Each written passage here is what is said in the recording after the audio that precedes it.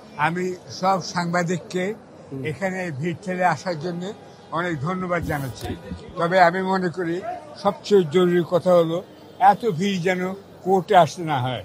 এই কোর্ট বিচারালয়ে আপনারা স্থানান্তরিত করুন, যেখানে সাধারণ লোক নির্ধারিত সময়ে আসতে পারে। আমি নিশ্চিত ছিলাম না ঠিক 10টায় আসতে পারবো কিনা। সুতরাং সাংবাদিক ভাইদের অনুরোধ, আপনাদেরও নিশ্চয়ই অনেক কষ্ট হয়েছে এখানে আসতে। সুতরাং আপনারা রিপোর্টে এইটুকু লিখবেন, এই কোর্ট আপনার সুন্দর গণভবনে একটা জায়গা, ওখানে আজকাল জমি আছে, তো ওখানে আপনারা একটা জায়গায় করে ফেলেন যে এই কোর্টে নিয়ে যান, ভালো হবে, হাইকোর্টের কাছাকাছি হবে। ধন্যবাদ। এবারের প্রশ্ন যেটা আপনার সেটার উত্তর।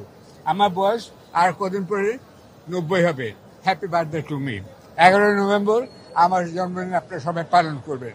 এখন আমি এইরকম ভাবে দেখাচ্ছি।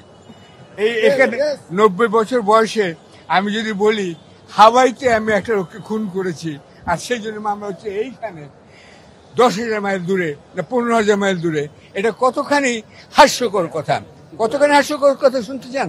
ডিজাইন, এলিগেন্স, বিউটি, সেরা পণ্য সবার জন্য জেভিকো। ততখানি হাস্যকর কথা যদি আমি আজকে বলি হাসিনা খুনি নন। আমি এখানে আসতে দেখেছি সারা পথে পথে লেখা খুনি হাসিনা। তিনি শুধু মানুষকে খুন করেনি, তিনি বিচার বিভাগকে খুন করেছেন। এইটা আপনার মনে রাখতে হবে। আজকে একই মামলায় মাহমুদুর রহমান সাহেব জেলে আছেন। কেন? তার মতো বয়স্ক, তিনিও একজন প্রবীণ লোক, তিনি বলতে পারেন আপনার বয়সে ছোট, হ্যাঁ ছোট, কিন্তু একসময় আমরা সবাই কিন্তু সমান। পেশাগতভাবে আমরা সবাই সাংবাদিক, পেশাগতভাবে সবাই আমরা টেলিভিশন উপস্থাপক, ক্যামেরাম্যান, এবং এখন এই মোবাইলের কল্যাণে সবাই কিন্তু ক্যামেরাম্যান, তাই না? সেখানে মাহমুদুর রহমানকে আসতে হবে কেন? তিনি এসেছেন, তিনি অত্যন্ত মাতৃভক্ত একজন সন্তান। তার সঙ্গে কাশিমপুরে জেলে থাকার আমার সৌভাগ্য বা দুর্ভাগ্য হয়েছিল, এবং সেখানে আমি জানি 8 বছর বয়স থেকে তিনি তার মার সঙ্গে আছেন, এবং এই মা এত অসুস্থ বলে তিনি এত ঝামেলা সত্ত্বেও তিনি এসেছেন, মাকে দেখার জন্য এসেছেন। তাকে তো আজকে কোর্টের অনুমতি দেওয়া উচিত। জেলে যাবেন না, আপনাকে আমরা দিলাম অনুমতি, আপনি আপনার মার পাশে থাকেন, মা সেবা করেন।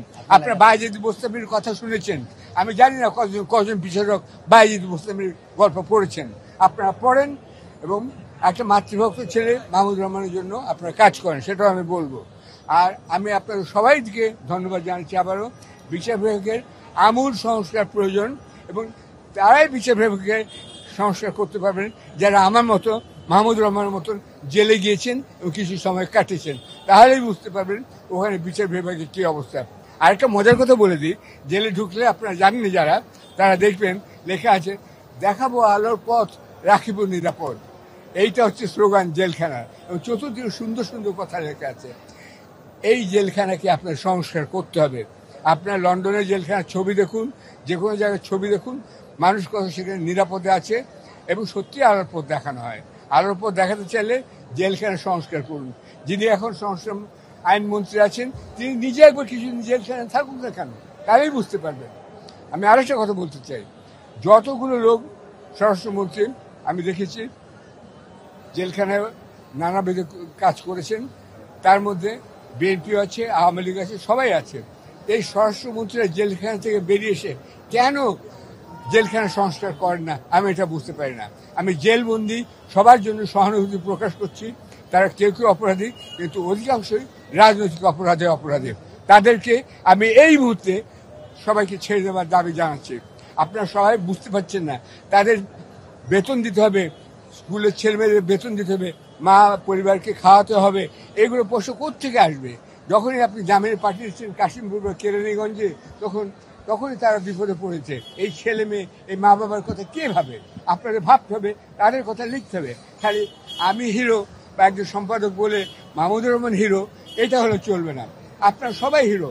মাহমুদুর রহমান আজকে জেলে গেছেন, আমি গেছি, কিন্তু আমার সঙ্গে আমার সহকর্মী সহযোগী যেসব সাংবাদিক আছেন আপনাদের মতন, তারাও কিন্তু বিপদে পড়েছেন, তাদেরও মাইনে বিপদ, তাদেরও পরিবারের বিপদ। তাদের কথা আপনারা লিখুন। আপনার হিরো বানানোর এই ম্যানিয়া থেকে বেরিয়ে যান। হিরোইন আপনারা দেখেছেন শেখ হাসিনাকে, এটা করবেন না। গণমাধ্যমেরও কি সংস্কার প্রয়োজন? হ্যাঁ, গণমাধ্যমের আপনি বিচার বিভাগের সংস্কারের কথা বলেছেন। আমি বিচার বিভাগের সংস্কার, গণমাধ্যমের বিষয়ে আমূল সংস্কার করতে হবে, আমূল সংস্কার। একই দেশে দুই রকম বিচার। আমি তাহলে রহমান মেজবা সাহেবকে এবং তার যারা আছেন সকলকে অনেক অনেক ধন্যবাদ। বহু কষ্ট করে আমার স্বামী এই কেসটা অনেকভাবে সাহায্য করেছেন যাতে উনি আজকে ফ্রি হন।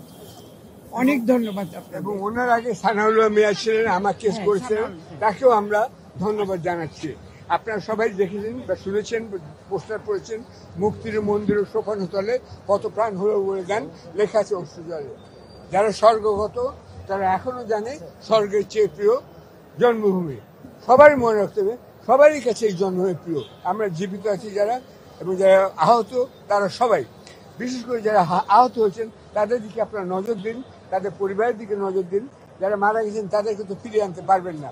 আর দয়া করে ঢাকা শহর সংস্কার করতে গিয়ে খুনি হাসিনা লেখাগুলো মুছে ফেলবেন না, ওগুলো থাকুক, সেগুলি তার শাস্তি।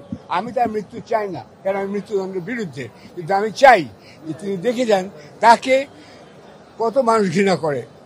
তাকে তিনি শুধু বিচার বিভাগকে খুন করেননি, তিনি তার ছেলেকেও খুন করেছেন, তার পিতাকেও খুন করেছেন, পার্টিকেও খুন করেছেন। পার্টির সমাজ যারা কাজ করেন, নিবেদিত প্রাণ অনেক কর্মী আছেন যারা দেশকে ভালোবাসেন, আওয়ামী লীগের মধ্যেও আছে। আমি তাদের সবাইকে অনুরোধ করছি আপনারা ভেবে দেখুন গত 15 বছরে উনি কি করেছেন। কেন আমার শাস্তি হয়েছিল, কেন আমাকে জেলে থাকতে হলো, উত্তর হাসিনাকে দিতে হবে।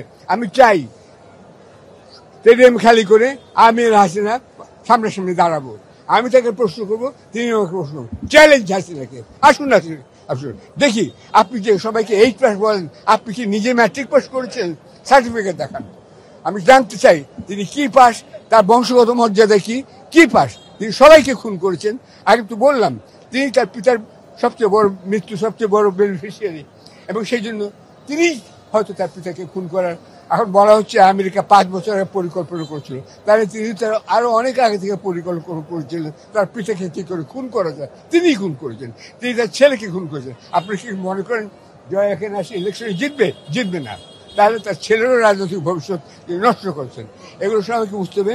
তিনি বেঁচে থাকুন, বেঁচে থেকে সুস্থ থাকুন, সুস্থ থেকে তিনি দেয়াল দেখুন, পড়ুন, যদি তিনি পড়তে জানেন।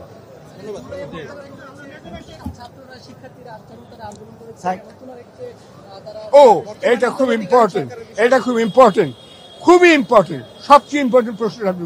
Thank you very much, thank you young man. কেন ইয়াং ম্যানের আলোচনা করেছে, আমি অবাক হচ্ছি।